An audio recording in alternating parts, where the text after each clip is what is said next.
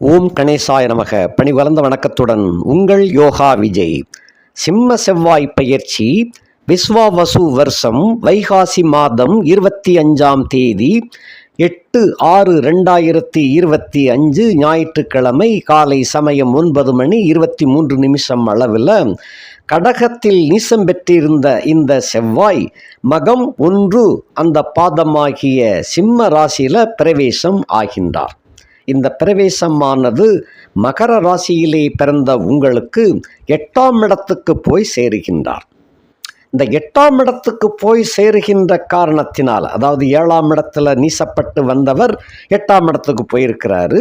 இவர் உங்களுக்கு யோக கிரகம் கிடையாது. மகர ராசிக்காரர்களை பொறுத்த மட்டில் 4-11 என்ற ஸ்தானத்தை அடிப்படையாக கொண்டவர். 4ஆம் வீடு என்பது தாய் சுகம் கல்வி, 11ஆம் வீடு என்பது லாப வீடு, மூத்த சகோதர சகோதரிகள் வீடு அப்படின்னு சொல்லுவோம். அதே போல் கண்ட வீடு அப்படின்னு சொல்லணும். நீங்கள் சர ராசியில் பிறந்ததனால இந்த 11ஆம் வீடு பாதகஸ்தானத்தையும் குறிக்கக்கூடிய வீடு. இப்படிப்பட்ட இந்த செவ்வாய் 8ஆம் இடத்துல போய் சேருகின்ற காரணத்தினால பெரிய அளவு உங்களுக்கு எந்த நஷ்டத்தையும் கொடுக்க போவது இல்லை. பெரிய மாற்றங்கள் அப்படின்னு சொல்வதற்கும் இல்லை. அதே போல் தாய் வழி சம்பந்தப்பட்டவர்கள் இடையே, இந்த தாய் வர்க்கத்திலே ரொம்ப வயதானவர்கள் யாரும் இருந்தாங்கன்னு சொன்னால் உங்களை விட்டு பிரியக்கூடிய ஒரு காலகட்டமாக அது வந்து சேரலாம். அதுவும் கூட ஒரு குறிப்பிட்ட ஏஜுக்கு ரொம்ப வயசானவங்க அந்த மாதிரி இருக்கக்கூடியவர்களுக்கு. அதே போல் தாயாருக்கு ஏதாவது சின்ன சின்ன சிரமங்கள் வந்து போயிடும். தாயார்களை பற்றி பயப்பட வேண்டியதில்லை. அது போக அந்த மூத்த சகோதர சகோதரிகளினால் கலகங்கள், சண்டைகள், சச்சரவுகள் ஏற்படலாம். இந்த வகையில் மட்டும் நீங்கள் கொஞ்சம் பொறுமையாக இருக்க வேண்டும். இது போக மகர ராசியை பொறுத்த மட்டில் ஏற்கனவே துணை கலஸ்திரம் என்ற ஒருத்தி வந்து உங்களோடு பயணத்திலேயே வந்து கொண்டிருக்கின்றாள். குறிப்பாக 2 பெண்கள் உங்கள் வாழ்க்கையிலே ஒரு சில நேரங்கள் தொந்தரவையும் சிரமத்தையும் கொடுக்கிறார்கள். ஒரு சில நேரங்கள் சுகத்தையும் கொடுக்கின்றார்கள். இந்த காலகட்டத்தில் இந்த செவ்வாய் 8ஆம் இடத்துல வந்து சேர்ந்திருக்கின்ற காரணத்தினால அதில் ஒரு பெண் மூலமாக சில பிரச்சனைகளை உண்டாக்கக்கூடிய ஒரு கட்டம் இந்த நேரம். எத்தனையோ கிரகங்கள் என்னென்னமோ வேலை பார்த்துக்கிட்டு இருக்கிறாங்க. அது ஒரு பக்கம் இருக்க, 2ஆம் இடத்துல இப்போ சனியும் ராகுவும் தான் இருக்கிறாங்க. 2ஆம் இடத்துல சனி ராகு இருந்து குருவின் பார்வையும் கிடைக்கின்றது. அப்போ 2ஆம் இடத்துல சனி ஆல்ரெடி அவருடைய சொந்த வீட்டில் இருக்கிறார். அவரோடு ராகு வந்து இணைந்திருக்கின்றார். அப்போ குடும்ப பிரச்சனைகள் அப்படின்னு கணக்கெடுக்கும் பொழுது இந்த உங்களுடைய 2ஆம் கட்ட, அதாவது செகண்ட் சைட் அப்படின்னு சொல்லக்கூடிய அந்த 2 பெண்கள் தொடர்பில் வந்து ஒரு பெண் வந்து உங்களுக்கு கொஞ்சம் பிரச்சனையை உண்டு பண்ணக்கூடிய காலகட்டமாக இது தெரிகின்றது. இந்த வகையிலும் நீங்கள் ஆர்ப்பாட்டமோ ஆத்திரமோ இல்லாமல் பொறுமையோடு சகிப்புத்தன்மையோடு நடந்து கொண்டீர்களேயானால் பிரச்சனை குருவின் பார்வையினால் மட்டுப்படுத்தப்பட்டு விடும். நீங்கள் பொங்கி எழுந்து விடக்கூடாது. பொங்கி எழுந்துட்டீங்கன்னு சொன்னால் உங்களுக்கு தான் நட்டம். ஆகையினால அது கவனத்தோடு ஹேண்டில் பண்ணி, அதாவது சூட்சுமமாக விளையாட வேண்டும். அந்த மாதிரி இருந்தீங்கன்னு சொன்னால் எந்த விதமான சிக்கலும் இல்லாமல் தப்பித்து கொள்ள விட முடியும். வாழ்க்கையிலே எல்லாமே வந்து போகக்கூடிய காலகட்டம்தான். அது எல்லோருக்கும் எல்லா நேரத்திலும் கிடைத்து விடாது. இந்த செவ்வாய் போக ஏனைய எத்தனையோ கிரகங்கள் இருக்கின்றார்கள். 9 கிரகங்கள் மட்டும் என்று எடுத்து விட வேண்டாம். லோகத்தில் நம்ம லோகத்தை சுற்றி கோடிக்கணக்கான கிரகங்கள் சுற்றி கொண்டு இருக்கிறார்கள். அதில் நமக்கு நெருக்கமாக இருக்கக்கூடிய கிரகங்களுடைய ஆக்கிரமிப்பை மட்டும்தான் நம்ம நவகிரகங்களாக நம்ம எடுத்து பேசிக்கிட்டு இருக்கிறோம். ஆக இவையெல்லாம் தாண்டி பூர்வ கர்ம வினை அப்படின்னு சொல்லக்கூடிய வகையிலையும் சில யோகங்கள், சில சங்கடங்களையும் அது கொண்டு வந்து சேர்க்கும். இந்த வகையிலே அதுக்காகத்தான் பொறுமையை கையாண்டால் எப்பேற்பட்ட காரியமானாலும் அதை உடைத்து தகர்த்தெறிந்து விட்டு வெற்றி முழக்கமிடலாம். இந்த இடத்துல மட்டும் கொஞ்சம் கவனமாக இருக்க வேண்டும். இதெல்லாம் எவ்வளவு காலம் வரைக்கும்? வருகின்ற ஜூலை 31ஆம் தேதி வரைக்கும். ஆகையினால பொறுமையை ரொம்ப கையாள வேண்டும். இது வந்து முதல் ஸ்டெப்பாக உங்களுக்கு அறிவிப்பு கொடுத்துருக்கு. அடுத்து இனி வரிசையாக பார்க்கலாம். 1ஆம் இடத்துக்கு 8ஆம் இடத்துல இருக்கிறார். கோபம் கொஞ்சம் அதிகமாக வரும். கோபம் அதிகமாக வரக்கூடிய அளவிற்கு சில செயல்கள் நடக்கும் உங்கள் குடும்பத்திலேயே. அப்படி நடக்கும் பொழுது கொஞ்சம் பொறுமையாக இருக்கணும், அல்லங்கில் அந்த இடத்த விட்டு வெளில போயிடணும். வெளில போயிட்டீங்கன்னு சொன்னால் அந்த சிக்கல் தானாகவே ஆஃப் ஆயிரும். கோபத்தை காட்ட வேண்டாம். அப்படி கோபத்தை காட்டுவதனால் உடல் சூடு ஏறும், உடல் வலிமை குறையும், அந்த மாதிரி ஆகும். 2ஆம் இடத்திற்கு 7ஆம் இடத்திலே இருக்கின்ற காரணத்தினால 7ஆம் இடத்துல 2ஆம் இடத்துக்கு 7ஆம் இடத்துல செவ்வாயோடு கேது, 2ஆம் இடத்துல சனி ராகு. 2ஆம் இடத்தை என்னவோ 6ஆம் இடத்தில் மறைந்து விட்ட அந்த குரு பகவானால் 9ஆம் பார்வையாக பார்க்கப்படுகின்றதாக குடும்பம் எந்த வகையிலும் பாதிக்கப்படாமல் தப்பித்து கொள்ளுவிடும்.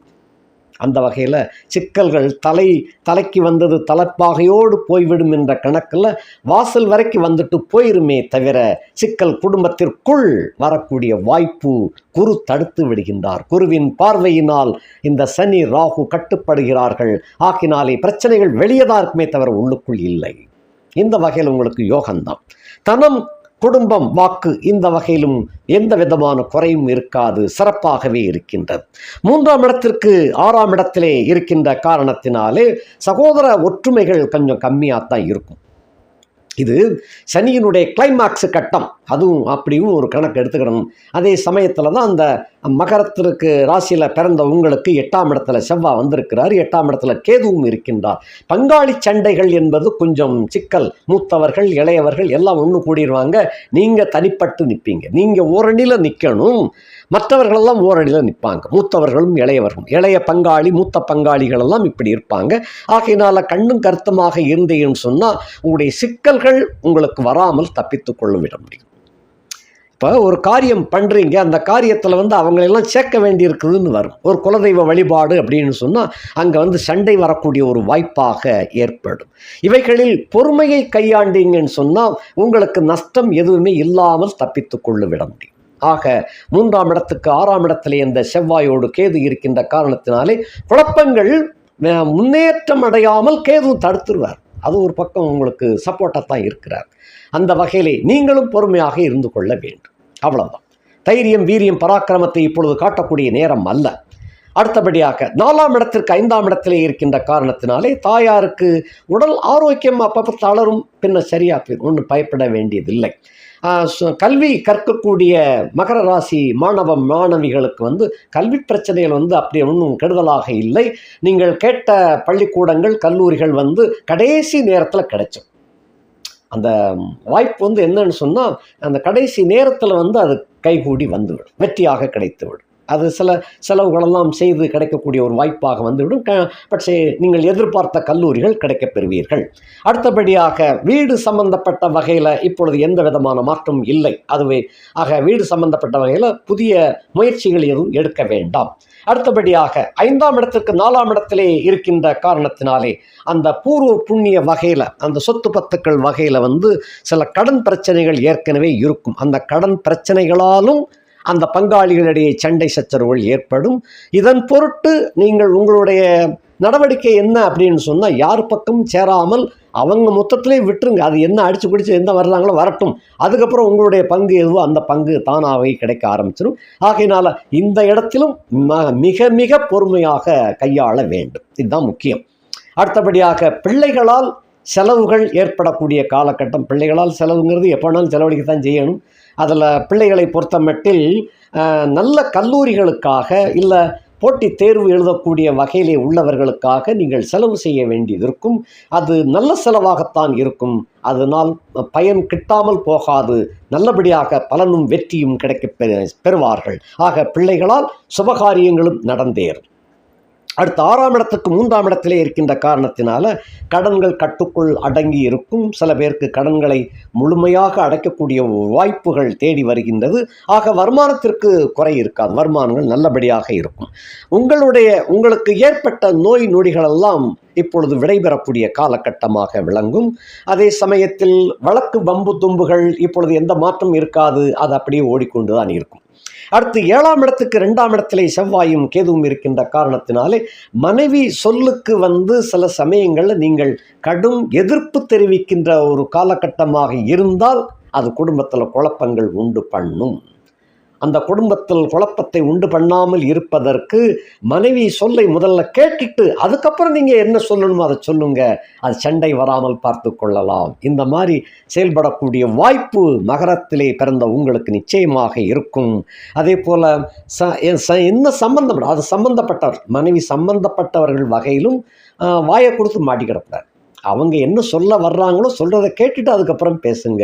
நீங்கள் முந்தி கொண்டீர்களே ஆனால் உங்கள் மீது தவறாக போய்விடும். அதனால் ரொம்ப கவனமாக இருப்பது நல்லது.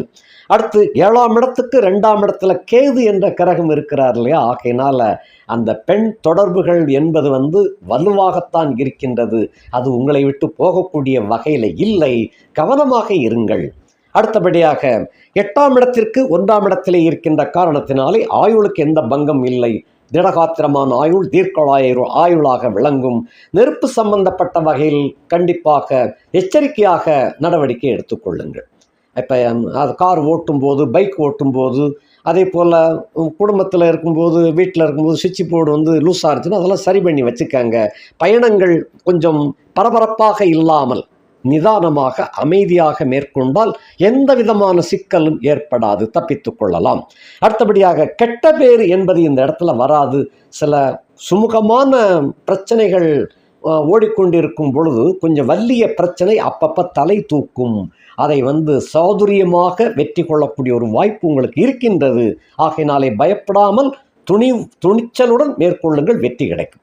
அடுத்து 9ஆம் இடத்திற்கு 12ஆம் இடத்துல இருக்கின்ற செவ்வாய், 9ஆம் இடத்துக்கு 12ஆம் இடத்துல இருக்கின்ற செவ்வாயினால் இந்த தோப்பனார் வகையில் உள்ளவர்களுக்கு ஏற்பட்ட குழப்பங்கள் விலக்கி வச்சிருவார். இந்த குழப்பங்கள் ஏற்கனவே நீண்டுகிட்டு வந்துச்சு. இந்த சிம்ம செவ்வாய் வந்ததுக்கப்புறம் குழப்பங்களுக்கு ஒரு தீர்மானம் கிடைத்து விடும்.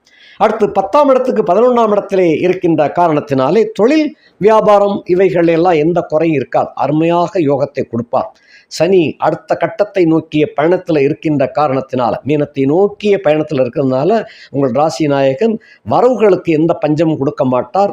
அந்த தொழில் வியாபாரத்தில் போட்டிகளை எல்லாம் சமாளித்து அதிகமான லாபத்தை பெறக்கூடிய ஒரு யோகத்தை இந்த 10ஆம் இடத்துக்கு 11ஆம் இடத்திலே வந்திருக்கின்ற இந்த செவ்வாய் உங்களுக்கு அள்ளி கொடுப்பார். கிள்ளி கொடுக்க மாட்டார், அள்ளி கொடுப்பார். ஆகையினால வாணிபம் மேலோங்கும், தொழில்கள் முன்னேற்றம் அடையும். உத்தியோகத்தில் இருக்கின்றவர்களுக்கு பதவி ப்ரொமோஷனுக்கு உண்டான செய்தி வரும் கண்டிப்பாக. அதே சமயத்தில் உடனடியாக ஆக்டிவேஷனுக்கு வராது. அது ப்ரமோஷனில் லிஸ்ட்டு இருக்குது அப்படிங்கிற அந்த பேர் வந்துடும், அந்த செய்தி கிடைச்சிடும். அதே சமயத்தில் பணிச்சுமை குறையும். இந்த 8ஆம் இடத்துல செவ்வாய் விட்ட காரணத்தினால பணிச்சுமை குறையும். சக அலுவலர்களோடு கோபதாபங்களை விட்டு அந்த அன்போடு பழகுவதற்கு கொஞ்சம் முயற்சி பண்ணுங்க. எடுத்த உடனே கோபப்பட்டுட்டு அதுக்கப்புறம் அன்பை செலுத்த வேண்டாம். அன்பு செலுத்தி கொண்டு இருக்கும் பொழுது கொஞ்சம் கோபத்தை காட்டிடலாம், தப்பில்லை. இந்த மாதிரி மூவ் பண்ணுங்க, நல்லாக இருக்கும். அடுத்து 11ஆம் இடத்திற்கு 10ஆம் இடத்திலே இருக்கின்ற காரணத்தினால வருமானங்கள் ரொம்ப சிறப்பாக இருக்குது. அதில் எந்த குறையும் இல்லை. 11ஆம் இடத்துக்கு 10ல் இருக்கின்ற காரணத்தினால தொழில் வியாபார முன்னேற்றத்தினால் உங்களுக்கு வருமானம் பெருகக்கூடிய ஒரு வாய்ப்பு. இந்த அதிர்ஷ்டங்களை இந்த கட்டத்தில் நம்ப வேண்டாம். அதிர்ஷ்டங்கள் வரும், அது இப்பொழுது இல்லை. ஆகையினால் உங்களுடைய தொழில், உங்களுடைய வியாபாரம், அதே போல் உத்தியோகம் இவைகள் மூலமாக நல்ல வருமானம் ஈட்டக்கூடிய ஒரு காலகட்டம். 12ஆம் இடத்துக்கு 9ஆம் இடத்திலே இருக்கின்ற காரணத்தினாலே தேவையற்ற சில செலவுகள் ஏற்படத்தான் செய்யும்.